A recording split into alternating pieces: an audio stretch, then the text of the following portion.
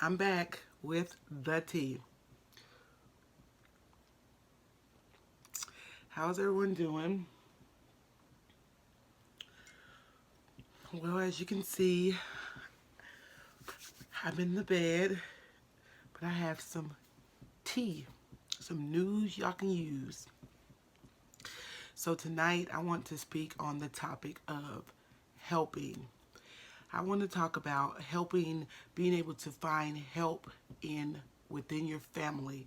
I want to speak on the topic tonight of what we're called to do, what we're led to do when it comes to helping other people, even helping people when you don't want to help them, or do you have the means to help?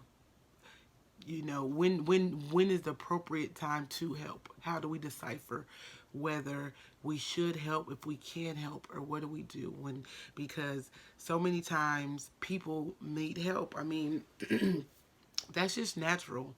People are going to always need help. So, I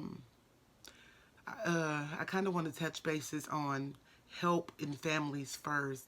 I mean, to me, it seems like, and I'll speak from experience, I moved away from my hometown at 25. And so it's been about 12 years since I've been back, but I'm back in my hometown. And for the years that I was down, away from my hometown, away from family, it was just me and my four children. And those 12 years were they grew me. Let's just say that. They made me the woman that I am today because I learned a lot on the way. I'm not going to say that I didn't get any help at all, but I am going to say that it was very limited amount of help during the time. And the people that could help me, you know, I'm not going to say they did help me because they didn't. But there were a few that helped me when they could in very short instances. I didn't get receive very much help being a very young struggling 25-year-old mother. And when you call people and you ask them for help, they will. And I'm not just talking about any people just calling up just a random, plain Jane. I'm talking about you're calling Christian people because, I mean, just look at it. Who's going to call somebody for help if they don't think that that person's able to help them? So when you call people for help, you're calling somebody. You're going to find somebody that you think may have the help that you need. So, you know, most of the time the people that I call were in a better predicament than me, and they were in a predicament to help. Whatever their reason for not helping was, I don't know. But a lot of those times when I called those people that I looked up to, and I knew that whatever the position I was in, which whether it be financially, whether it be I needed, whether it be monetary, whatever, I knew they were in a much better predicament than I was. They may have not been rich, but my predicament was zero. And so coming from nothing to knowing that somebody has something, they were in a better predicament.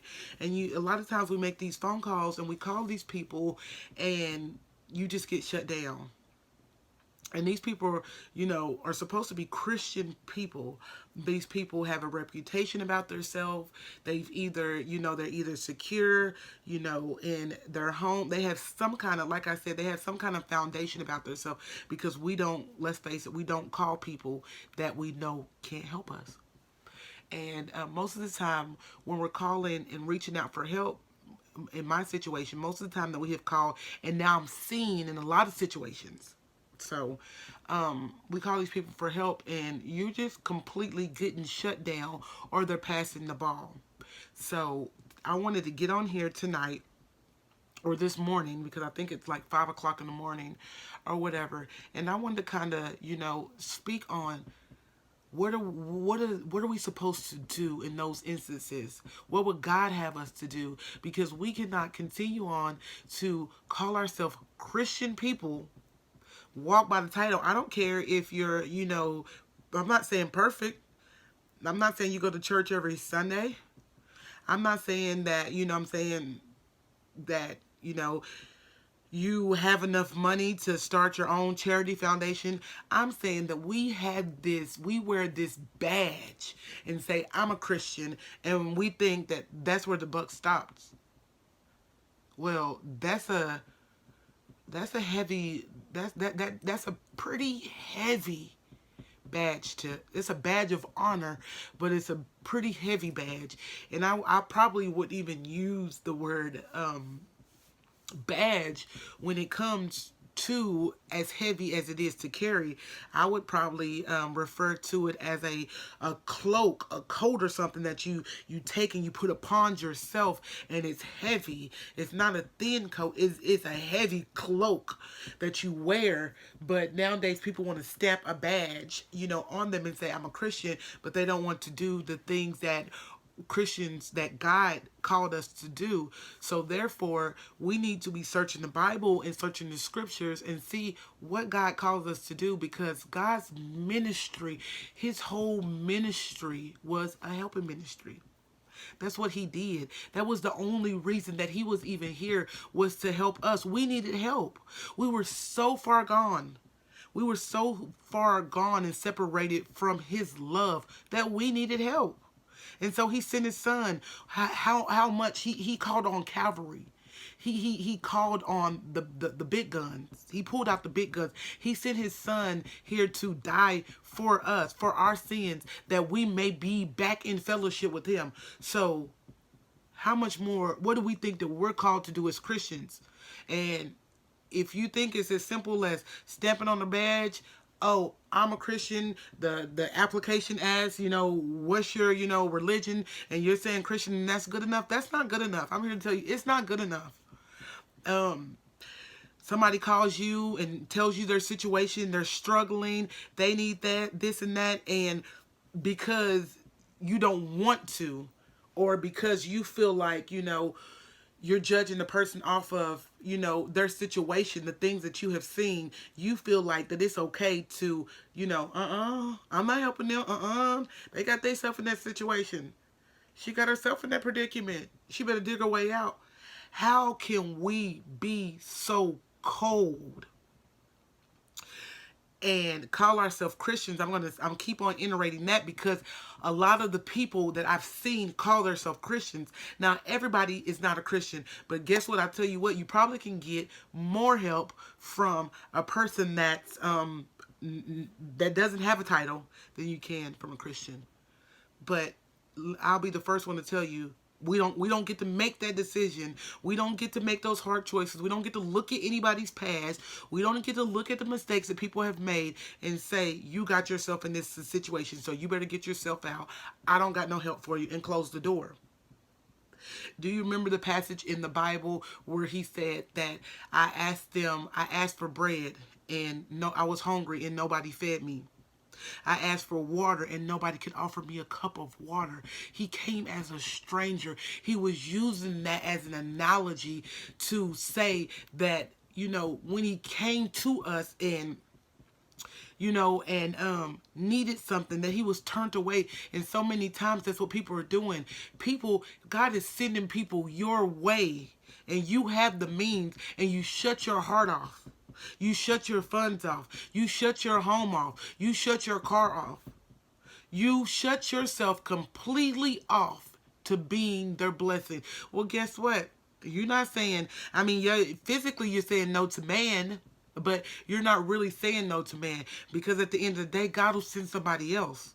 But you're saying no to God, because when he sends that stranger, that person, that family member that's struggling, that's going through, that needs you, and you just all downright say no without consulting God, for your answers, without examining, your situations, what would you have me to do in this situation? What do I have that I can give? And sometimes God calls us to sacrifice. Because at the end of the day, if you look at it, nobody got where they got or where they're at right now without somebody's help. You needed somebody's help. I don't care if it was a letter of of recognition. I don't care if somebody, if you got a loan from a bank, that was help. You didn't have all the money to do it, that was help. And so we got to get come off of our high horse. We got to stop judging people. We got to stop looking at their situation in the rut that they got themselves in. We've all got ourselves in a rut.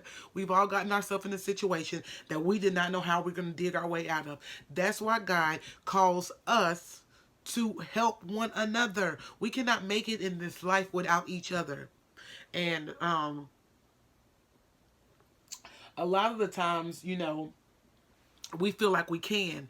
And I'll be the first one to tell you that I know without a shadow of a doubt I cannot make it. We will never arrive. I cannot make it. I have not even made it this far to where I'm at now, and I'm nowhere spectacular, but I'm farther along, than I was. And y'all can go back and look at the videos of me 3 years ago, and I'm almost compelled to tears when I even speak on this topic, and I think about where I was even 3 years ago, 2017, and how far God has brought me and how much help I needed.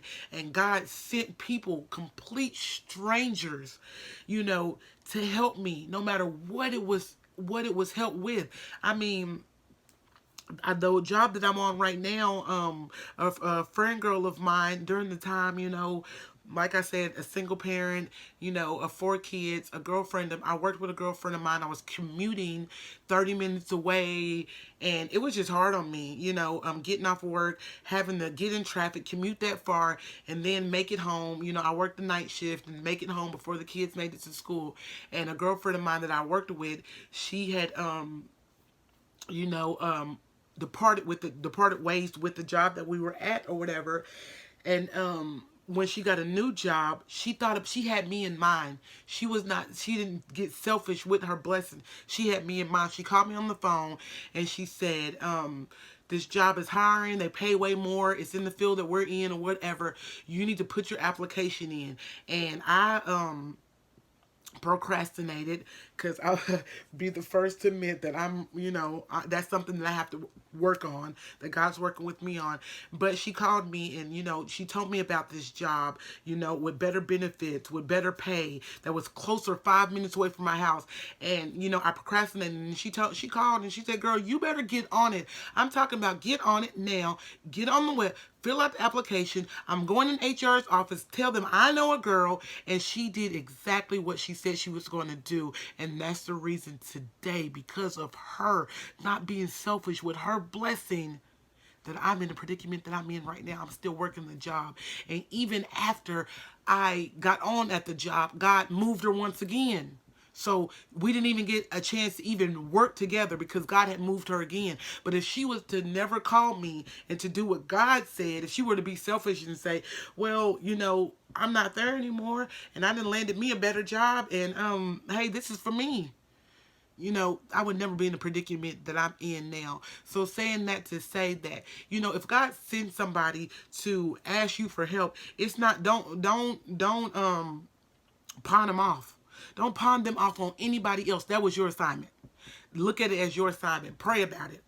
I'm not saying you have to jump to any hasty decision. I mean, if you know you got the money, if you sitting there and I got the money in the bank, I can loan this person so and so so. Matter of fact, I can give this person so and so so because I know their situation. It may not be the best of situations. It might have been a self-inflicted situation. You need to do the Christian thing that God would have called you to do. And once again, even if you're not a Christian and you do not wear a title, still, we've got to be charitable, because guess what?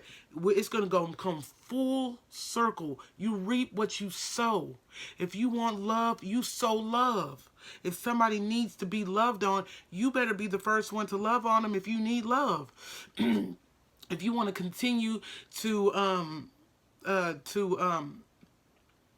resonate income, then you better be the first one to be able to be given into people. Like, how do you expect to hold on to what you got, or for your money to grow, or for your love to grow, or for your patience to grow, if you can't be any of those things to somebody else? Like, in a sense, I moved to compassion because I've been there, done that. I've been the person that needed help, and flat out, nope. I mean, even I've always, worked until unless God had put me in a predicament to not work. But I've always worked, and even if I would call somebody and say, do you think you can lend me the money to, to do this or do that to until I get paid, they wouldn't even do that, knowing not coming from a place that I have nothing to give you, but knowing that this girl work, so she's good for it. They still would not help me, you know, and or else somebody calls you for help and you tell them, you refer them to somebody else. Well, call so and so, she may be able to help you. No, it's your assignment. Did you pray about it? Did you, search your heart? Did you were you even proactive? Did you call your account to see if you had the means to help them? Did you go dig around and look and see if you had some jeans that they maybe can fit? Did you say, well, let me hang up with you. Let me call so-and-so myself. Because most of the time when people need help, they don't want to be calling here, there, everywhere, putting their business out. They called you because they felt like you had the means to help them. So we need to get more serious about the responsibility of helping and the responsibility that God is giving us, because when we are serious about God's work, when we are serious about the things of God, and sometimes you have to just it may not feel good. Let me say this let me use this as an example. Somebody called me and they needed help. And the situation is, I know them. I don't know their situation, but from me looking and watching them and watching their life, I would say I would be in self. I would be king to judge and to say that I'm saying this in self, just in myself, from knowing what I know about this person. Myself, my first thought would be king to judge this person and to say no, no, no, because you never even put yourself in a predicament. I haven't heard from you when things are good for you, and you can go out and buy this that and the next and the other. You can do this and that, but you haven't reached out. I never hear from you. I never get to associate with you. It seems like you can get all the things to be fashionable and do this, but now you're in the bind and you calling me for help. In self, I could be like that, but you know what I did? I talked to the person, I listened to the person, and I offered the advice that I had to give, to offer, and in a non-judgmental way, because sometimes, I mean, all we have is advice. If the Lord lays on your heart, you know what I'm saying, to send them in a direction that you know is going to be helpful to them. And I ain't saying, call so-and-so. I'm saying, well, this shelter takes people that's right in your situation. Let me give you the number. I know somebody that got help from them and they benefited from it. That's what I'm saying, that if the Lord tells you to give advice or to offer help, that that's going to help. But anyways, instead of me being in self, and I could have rolled down all the number of things, the reasons that I wasn't going to help and that the person, got themselves in a predicament, I said, let me pray about it.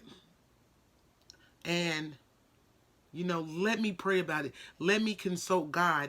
And as I'm praying, you pray about it, because I've been in those situations, and I mean, for many of years where nobody, but sometimes God wants to get us to a place, but that's a whole different story. He wants to get us to a place where we're totally, completely dependent upon Him.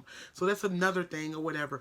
But if somebody's actually calling you for help and stuff, don't send the person to somebody else. Don't cast it off. Don't judge. Go to God like I did and say, I don't want, God, you know my situation, their situation. What would you have me to do? Because a lot of times we tell people, well, I'll pray for you. Never prayed. I told God, what would you have me to do? Because even though I don't want to do this, even though, it may seem as a burden to me, you may want to do something for me through this. You may want me to see something. You may want to give me patience. You may want to give me long suffering. You may want for me to, whatever, be charitable, whatever. But whatever God has called us to, he will bring us through. He is not going to call you to help somebody and he don't have a bigger blessing on the other side for you. And that's what we got to realize. We don't need to be doing it in the name of being blessed, but at the end of the day, we know that we serve a God that's in the blessing business. Whatever you reap, you sow. So if you're open to help somebody, then you can best believe that you have sowed a seed that God is going to bring to full fruition. Excuse me. So it just saddens me to see, that it's so many people, especially, I'm saying family members, and mostly family, and I'm not talking about my family, I'm just saying family, that try to go stay within their means to call on help, from each other, and you can't find help within that circle. People want to judge you. People want to say, well, you should have did this. Well, you know what? We all should have did something different at some point in time, and we needed somebody to help us. And if it wasn't somebody here on earth, we needed God to save us and deliver us and pull us out of our situation. So we have got to be, and this is the only thing that I'm saying, we have got to be more humble. We have got to realize that, God, he humbled himself unto death. He even to the point asked God, if it be so, if you can, take this cup, remove this cup from me. So that means that he was getting ready to do something that he did not want to do. He did not want to do it. But if it was his Father's will, he was willing to do it. And he did it. He humbled himself to the point of death. He didn't want to do it. We know he didn't want to do it. How do we know he didn't want to do it? How can you just sit here and say that Jesus didn't want to do that? Because when he was in the Garden of Gethsemane and he was praying, he said, if it be your will, if it be your, remove this cup from me. So that tells you he did not want to do it. So there's a lot of things that we don't want to do. But guess what? What are we supposed to do? What are we called to do? What is the Lord calling you to do? And sometimes you have to look at the bigger picture. Is by doing this, is there something that I'm good? Because sometimes we miss out on what God wants to do to us. We always want to look at other people and say, well, that's their situation.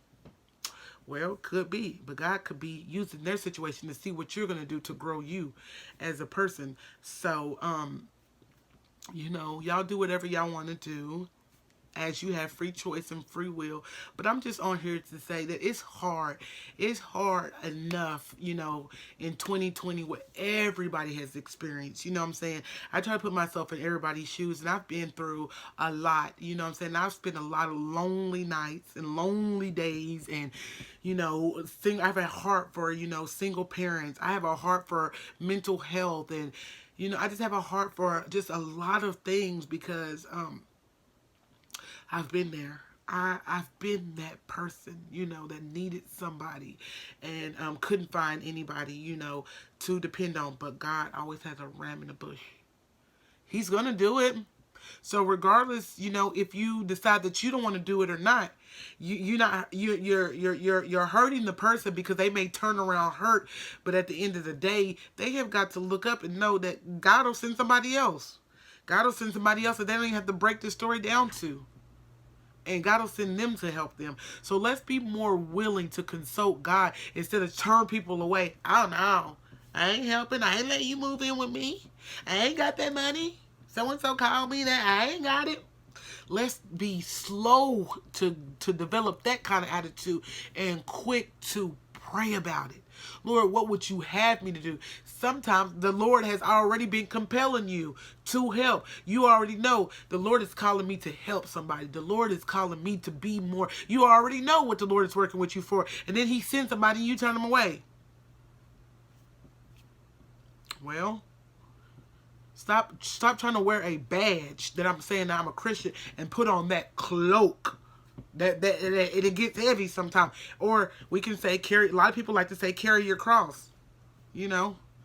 Carry it. It's not. A cross is not meant to be easy. It's heavy.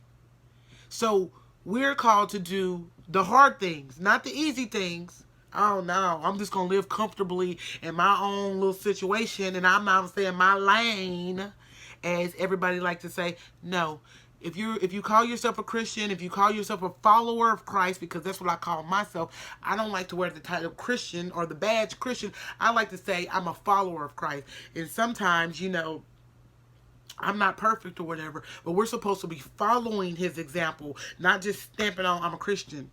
We are followers of Christ. What would Jesus do in that situation? That's what we're called to do. So, no, I'm not trying to. I am trying to lecture y'all. I am. I'm not even going to say I'm not trying to. I am. But I'm not trying to be negative, because I know and I understand on both ends, and sometimes, what I'm saying, that's why I say pray about it, because sometimes God will tie his hands. I mean, not tie his hands. Sometimes God will tie your hands. Sometimes somebody will call you for help. I remember a time that I was searching for help high and low, and even I had called one of my aunts, and that she ended up being the doorway, the help I needed, the gateway. She's like, yes, I'll do it. The last little whatever amount of money I needed, she said, yes, I'll do it. And so I said, okay, I got it all figured out. I pieced together this, and that, and what I had, and I called so and so and so and so, and then I called her, and yes, she's gonna give me. I got it all figured out, and God tied her hands. The last amount that would have got me to where I needed to get, God tied her hands. She called me the next morning, and she said, I love you, and I agreed to doing it, and I know I agreed to doing it.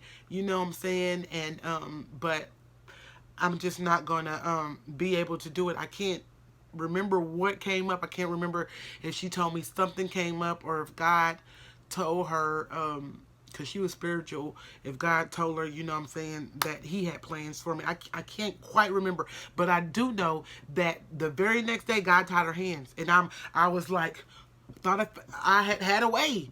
God tied her hands, but he made a way. So sometimes he wants the person or the people needing help to look up, to look. So he will cut off every tide, everything in your own way to do it, where you have no choice but to get down on your face and then look up. So I'm not sitting here, telling y'all, to just do it every single time. I'm just saying, consult God. See what he wants you to do, because he could be dealing with the person in that aspect, but don't just be so quick to just close people out and say, no, I'm not doing it. Or no, they ask me for I ain't doing it. It doesn't matter. Let's be willing to be used by God. Let's be the type of people that say, God, I don't want to do it. I don't want to shake up my household. I don't want to change, my household to have extra people here. Or I don't want to, I'm saving this money. I don't want to loan out, that amount of money or whatever. But if it be your will, if that's what you would have me to do, God, I'm going to do it. Simple as that. And that was my prayer. When the person came to me, that was my prayer. I said, God, I don't want to be one of those people that say, I'm going to pray for you and I don't. So, God, here I am.